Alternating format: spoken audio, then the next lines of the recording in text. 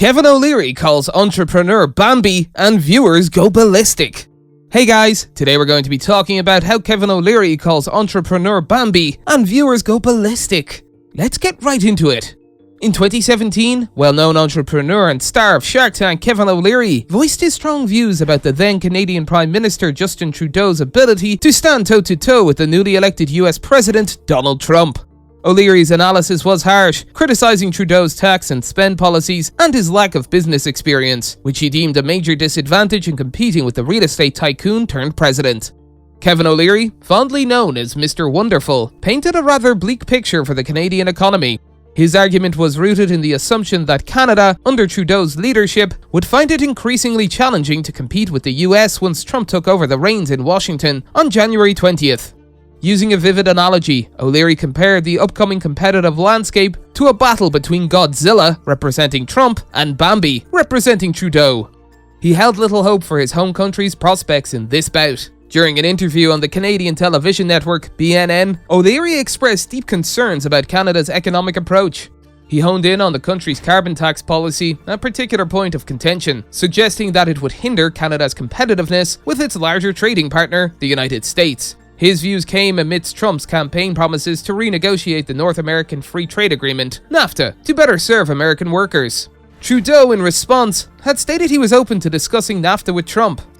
From the standpoint of trade negotiations, O'Leary drew a comparison between the negotiating prowess of a business mogul like Trump and a relatively inexperienced Trudeau. He foresaw a scenario in which Trump's business savvy would give him a significant advantage over Trudeau, warning that the upcoming negotiations would be tough for Canada. One of O'Leary's key concerns was Trump's plan to ramp up US energy production threefold, which, in his view, would leave Canada struggling to catch up. O'Leary also criticized Trudeau's support for the Paris Climate Agreement and carbon taxation. He highlighted that under Trump's leadership, American industries such as the ones in Detroit and the shale-rich states would not face carbon taxes. On the other hand, Canada's adherence to carbon taxation put the country at a competitive disadvantage, given that it was competing with a tax-free US. He also expressed concern about the potential corporate tax disparity between the two countries, as Trump planned to reduce the corporate tax rate to 15%, while in some Canadian provinces, it stood as high as 34%. For Canada to attract business growth and capital, O'Leary believed the Trudeau administration needed to scrap the carbon tax promptly. He expressed his doubts about Trudeau's ability to make such a change, saying that the country needed a leader with a mindset more akin to Trump's. In addition to his criticism of Trudeau, O'Leary also expressed dissatisfaction with other Canadian political figures, including Ontario Premier Kathleen Wynne and Alberta Premier Rachel Notley. He blamed them for mishandling the economy and called for a coalition of competency at the provincial level to manage economic policy. O'Leary's worries were rooted in his belief that Canada's critical economic positions were in the hands of the wrong people. Kevin O'Leary, who had shown accurate political foresight by predicting Trump's election, also suggested that, with a Republican majority Congress, the dismantling of Obamacare was virtually guaranteed.